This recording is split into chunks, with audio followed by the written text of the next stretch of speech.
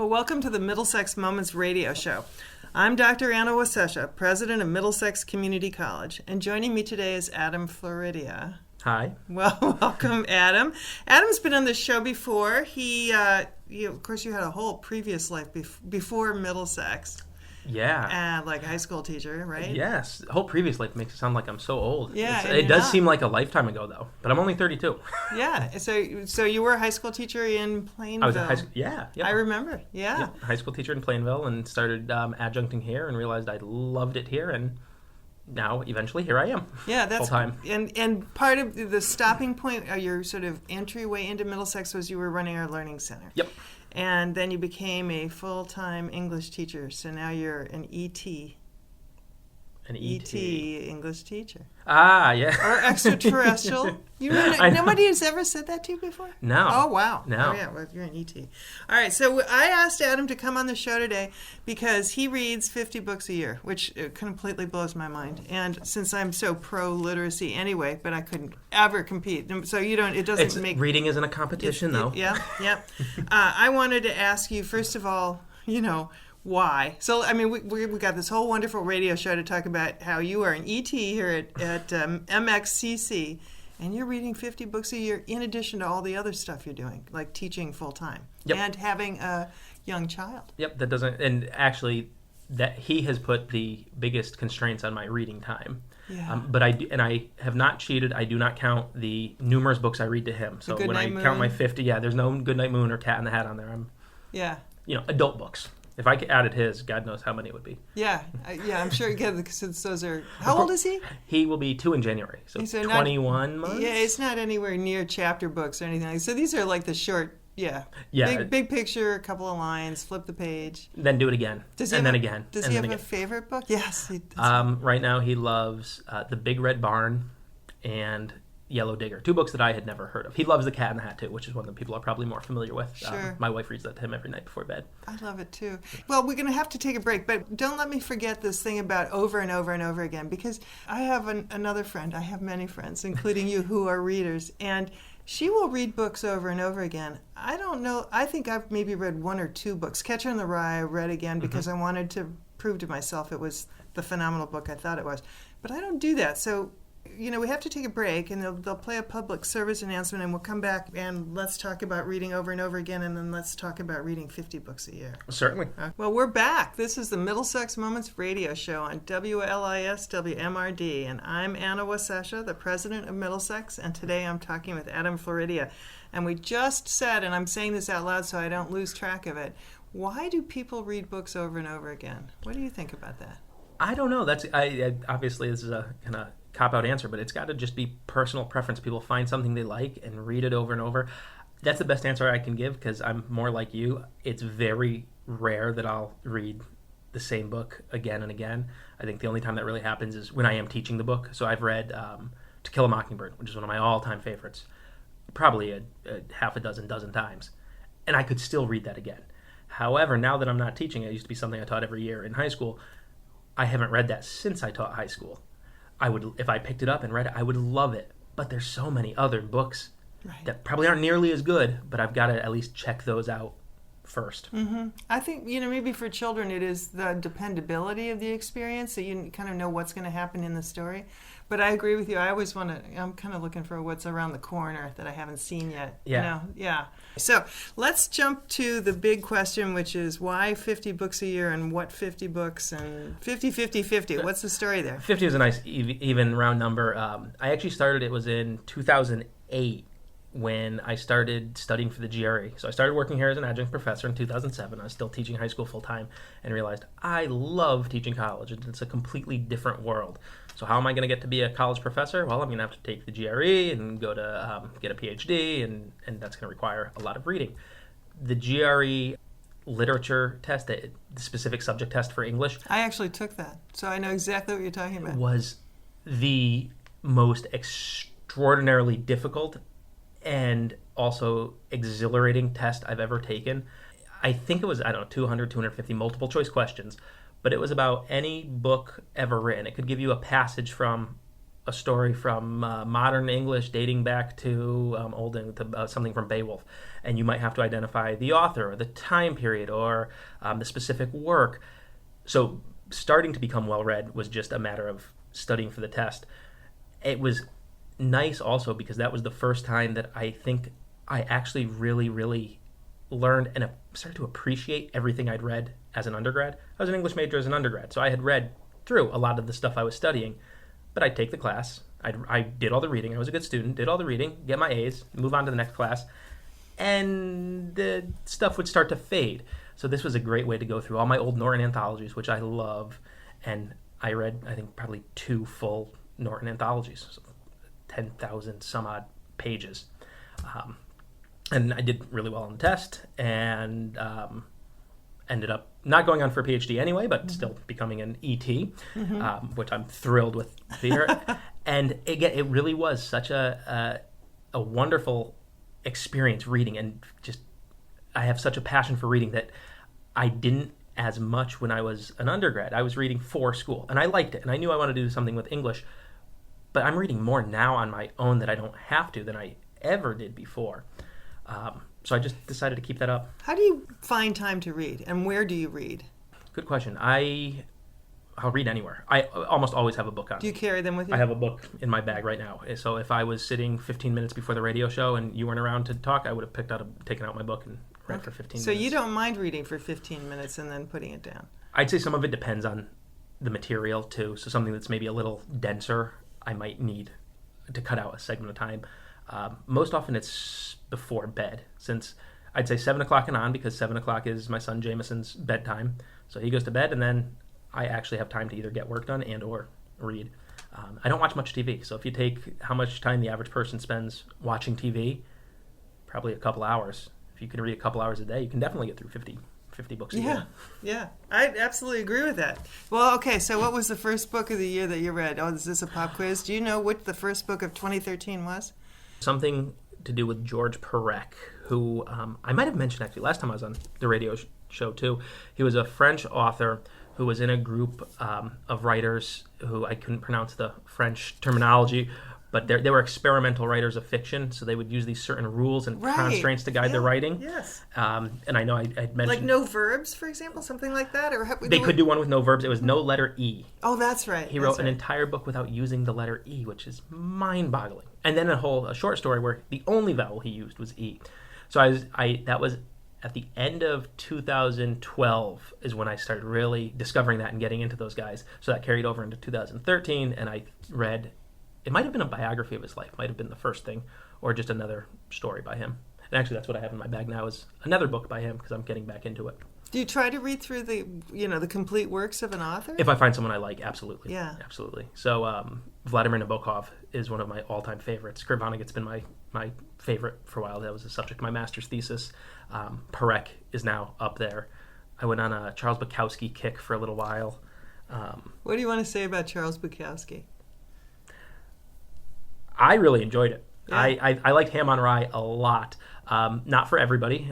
His books could come with a rating, I suppose, a warning of vulgarity and stuff, but that doesn't offend me. And I find his writing, it's so simplistic yet so entertaining at the same time. I suppose you're not old enough, but I'm old enough to be very interested in the kind of resurgence of interest in things that were, say, 50 years ago. Certainly, we're coming up to Kennedy's assassination, November 22nd, 50 years ago. Before you were born, I remember where I was when that announcement came through. So one of the Beat generation, the kind of Jack Kerouac, Neil Cassidy, that was kind of the 40s going into the 50s, coming into the 60s, kind of cresting maybe with Allen Ginsberg. But there's a film that's just come out. There was something about Kerouac, and there have been a number of books by women who had relationships with Kerouac, and that, I think that's a period of time in American literature that really is robust. That you could keep unpacking that for a long time, because America was changing so dramatically after World War II, and so we find ourselves today. With social mores, Charles Bukowski is he kind of expresses the raw nature of the human experience in my mind. Great way to say it. Yeah. But now, we're in a way we're kind of inured to all that raw nature. There's so much violence in the media, things like that. So they shined a light into the future. They said, this is going to become American culture, and we're out there, at the far reaches of it, and we're turning back and telling you this is what American society is going to be like. Yeah. Yeah. I think what's surprising with that is, like you said, we're so immersed in it, and it's such a part of our culture and on television and movies. I don't know, and I don't know if I have evidence to support this, but I would think books are still more likely to be censored. There's something different about if a teenager picked up Bukowski and a parent and read some of the explicit and sexual scenes, they would be more upset. And I don't know if it's because it's sexual and we tend to be more okay with violence but not sex still in America. So that's an interesting contradiction, isn't it? Yeah, I don't know. Well, so you probably don't include Bukowski in your... No, I haven't included him in any of my courses. What do you have your students reading this year? Are you assigning them any works of fiction, or what course? Are you teaching a lit course of any kind? Academic reading is nonfiction. English 101 is nonfiction. English 102 is a lit and comp course, which I love teaching because normally when I think back to my college classes, it was a specific genre and time period. So American lit in the Romanticism in American lit, or Victorians in England. 102 is great because introduction to literature. So there's a textbook, and I go through and get to pick out the best short stories ever, the best poems ever, and there's a play in there. We just finished our short story unit. Are these contemporary, or is this what period? Anytime. That's what's great. I'm not constrained by time. So we read. There was Hemingway, Poe, James Joyce, Virginia Woolf. We're going to get into poetry, Shelley, Wordsworth. All the big names. I get to introduce those, and that's what's great about that. And I get so excited about it. I recognize that. I think my students chuckle, but I think they appreciate it. That they could tell that I'm really excited to be teaching it, and that I love it, and I hope that rubs off a little bit. Granted, I wouldn't say the main goal of a college course is to have students enjoy the class. But I think there's actually something there that if they're enjoying it, they're much more likely to take the content knowledge away from it. Yeah. And if I can share my passion for reading, and some of that is contagious, then great. When I think back to the best teachers I ever had, they made it fun. It wasn't like playing cards or playing pin the tail on a donkey, but it was fun in a way that made you feel like you were alive again in ways that you'd not been alive before. Yeah, exactly. It's making the actual content fun. So not being easy and just being an entertaining teacher, but driving the content home and the skills home in a manner that's engaging and entertaining. Have you recently read at all Alice Munro? She's the woman who just won the Nobel Prize in Literature, and she's a short story writer, and she's Canadian. That's why I raised that, because I read this really interesting interview that said short stories are a downer for all literary agents. It's like, no, nobody buys short stories, nobody wants to read short stories. Usually people early on in their career work with short stories in order to get the juice they need to write a novel. Yep. But it's not their best work, it's early work, so you haven't read her. I've been meaning to pick her up. There's got to be one title that she might show up in an anthology. Yeah. But your students respond well to the short stories, do you think? Yeah, I think they like them. I think they're also more accustomed to reading, or if they're not accustomed to reading, they're more apt to pick up a shorter piece than a longer piece. And in a course where we're going through the elements of fiction, plot, setting, characters, theme, foreshadowing, symbolism, et cetera, it's much easier to identify those in a short, concrete 2 to 10 page piece. Yeah. Speaking of short, it's The Telltale Heart, right? That is something like 3 pages long, Edgar Allan Poe. I think so. I haven't read that in years, but I think it's like super short, and you can't believe that it looms so large in your imagination. It's like it's got to be The Telltale Heart, because he can hear it and nobody else can. Yep. Yeah, right. Well, we got to go off now for a break and a public service announcement, and we'll be right back. And then I want to talk about reading. Let's just talk about reading, okay? Reading is great. Thank you. Well, we're back. and this is the Middlesex Moments Radio Show, and I'm Anna Wasesha, and today I've got another A, Adam Floridia, who's an ET, and he reads 50 books a year, which I admire beyond belief. When we were closing down the last session, I was saying, let's talk about reading. I've been married to my husband for decades. I discovered that when he reads every word, which made me realize why I'm so frustrated with him when he wants to read something to me, like an opinion out of the opinion page of the paper. For me, it's because it takes him so long to read it, and I can read it so fast because I don't read every word. So you teach reading, and you read. So what's the deal with reading? I mean, and how, to help us with understanding. I think reading is actually, that's probably the toughest class I teach here. 073 academic reading, and it's more difficult to teach than English 101 Comp, English 200 Advanced Comp, or the upper level literature classes, because it really is tough, because students know how to read, and that's the first thing I say. I know you're here, you know how to read. You can pick up the syllabus, you can read the words. It's about the thought that goes into the reading. So I think really teaching reading is teaching students how to think. Part of that does begin with actually doing the reading and taking the time to go slowly and probably read every word. And not just, there's a difference between reading and comprehending and I'd say really engaging in a dialogue with the author. So the first unit we always do in academic reading is I do active reading. So teaching students that, one, it's okay to write in books. In fact, they should be, and they've been told it was wrong because they've never had to buy their books before. They had to give them back at the end of the year, and if they had markings in them, they'd have to pay for them. Well, now they're paying a couple $100 for the books. They own them. They should be writing in them. It's a way to combine both physical and mental activities. If I'm taking notes, for a kinesthetic learner is actually doing something. I mean, it's not like you're running on the treadmill, which you could also do, I suppose, but taking the notes forces them to think about what they're reading. I use the example of, I've personally never been that interested in history.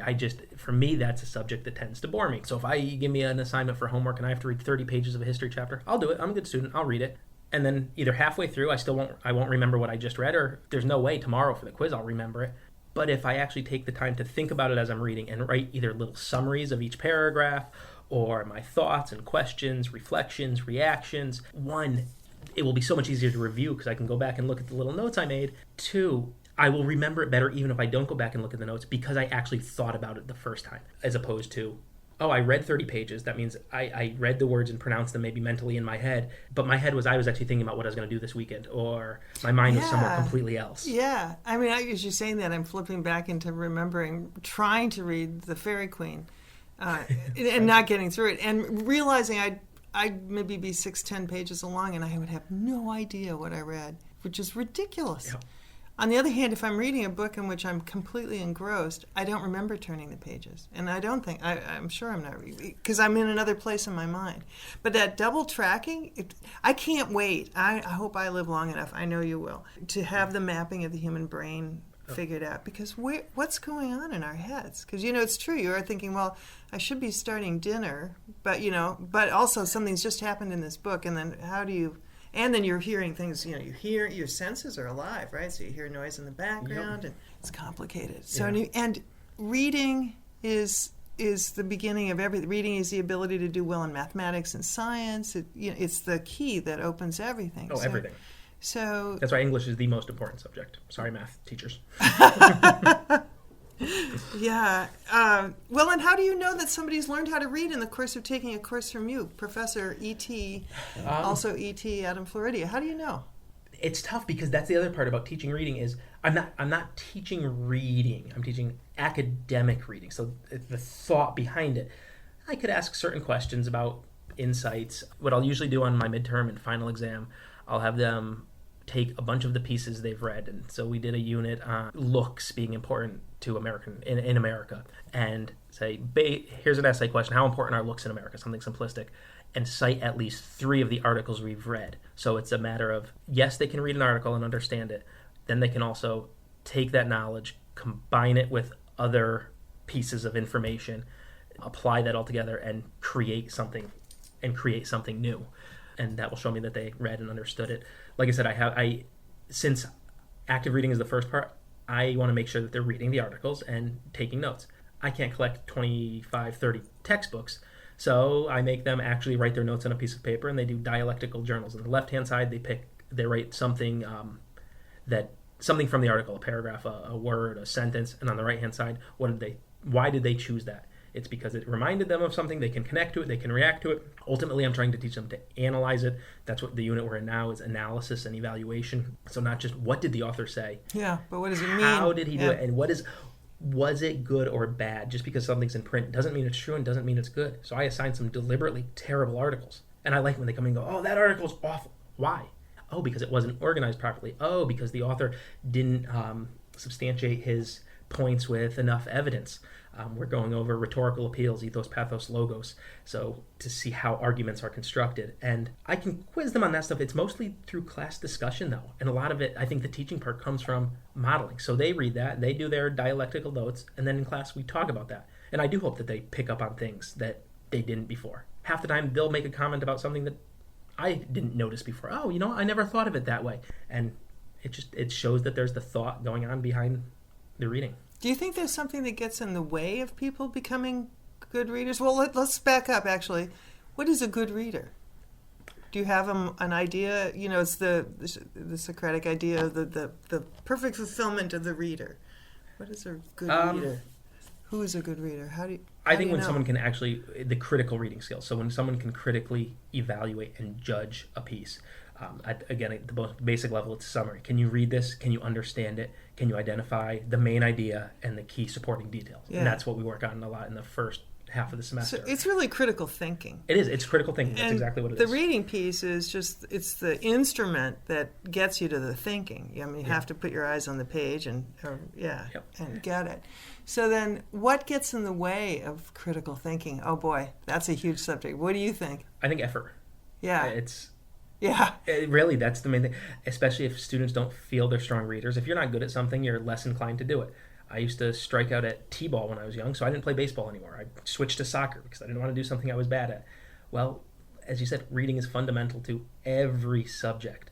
So you can't escape it. It means you're going to have to actually try to improve, which means actually doing work, and it's tough to work at something if you don't necessarily enjoy it.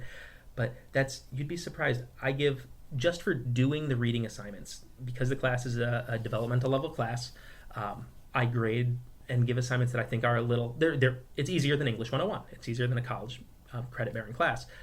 So I give them some credit just for coming in with the assignment done, proving they had read it. They did their dialectical notes, they read the article. And on an average day, there's either 2 or 3 articles due. Articles average 3 to 5 pages. So they've got 10, 15 pages of reading. A majority, I don't know about a majority, about half the class only probably does half the assignments. So imagine that. It's a free grade. It's an effort grade. If you just do the assignment, I'm not even checking for quality. I'll do that later. I check and grade for quality, and that counts more, but just getting them to even read a 5-page article. And then, God forbid I assign an article that may be 10 pages. The complaints I'm going to hear, because, oh my goodness, that's so long. And I always laugh at them and say, in what world is 10 pages really long? And I get it. If you're used to reading these little short 3-4 page pieces, 10 does seem long, but they've got to get used to that. They absolutely have to get used to it. Yeah, I mean, we were talking earlier about how you're a Luddite. Okay, so you don't necessarily like a lot of technology. I'm not a Luddite. But, I didn't even care one way or the other until I went to Nottingham, which is where the Luddites were, the lace capital in England. And I thought, I don't want to end up a closed-up mill and foundry somewhere with no purpose in life, so I'm going to look into technology. So I read on a Kindle half the time anyway, and that's a different experience. But the where I'm going with this is the world of Twitter, the 144 characters. So we've created a universe. It's truly a universe with planets and stars and lots of open space, where every important piece of information is distilled down into 144 characters, and that's so far from the reality of our real lived lives, So we're actually, I can't believe it. This half hour is almost finished. So I could mourn the loss of the kind of patience that we need to acquire, and that we wish that everybody had, patience with detail. And, and understanding arguments are complex. But I'm not. I'm going to jump from that in this little bit of time remaining to, what are you reading right now? Okay, this is... I know, that's actually hard enough. I'm reading, I'm about to start another book by George Perec. All right, the guy, what's he not doing this time? Thoughts of Sorts. So I'm not even sure what this one is about, but I'm reading that. I just finished over the weekend Riding Cars with Boys. I picked it up. Oh, you did? I started and finished it this weekend. Oh, well, okay. Beverly Because she's D'Onofrio, coming to she's campus. going to be here. She graduated from Middlesex, went to Wesleyan, and there was a film and I had never seen the film because I'm not a big Drew Barrymore fan, so that turned me off to even reading it. But I was like, you know what? I've got to read it and give it a chance. So what did you think? I don't think I was the right audience for it. But I think our students will absolutely love it. I think the ability to relate in so many different ways. Yeah, and she actually discusses Middlesex by name, right? Yeah, I circled that. In my Yeah. annotations, I circled and wrote, I work there in the margins. Yeah. That's the other thing I tell students is the marginal notes don't have to be these mind-blowing things. Half of mine are ha-ha or smiley face. But that shows an involvement in the reading. I laughed at that, or I smiled at that, and just marking that, I'm going to remember that, oh, that's where that funny part was, or that's where the dumb part was, or whatever. I got to believe the students are inspired by you in class. It's so great. Thank you for coming over today. Well, we're going to keep this up because, I mean, every year you're applying through 50 books. I want to know about that experience over and over again, which is where we started. Why do kids like to hear things over and over again? This has been the Middlesex Moments radio show, and today I've been visiting with Adam Floridia, who is an English teacher or an ET here at the college. He's a faculty member, a professor. We're really delighted that he's here changing the lives of our students every day. And I mean that. Thank you so much for listening to this program today. And if you would like to learn more about this incredible college where Adam is on the faculty, you can look us up online, if you're not a Luddite, at mxcc.edu. Or you can just come on over and walk the campus. Either way, we'd be happy to have you spend some time with us at the college. I'm Anna Wasesha, president of Middlesex Community College, wishing you a good day.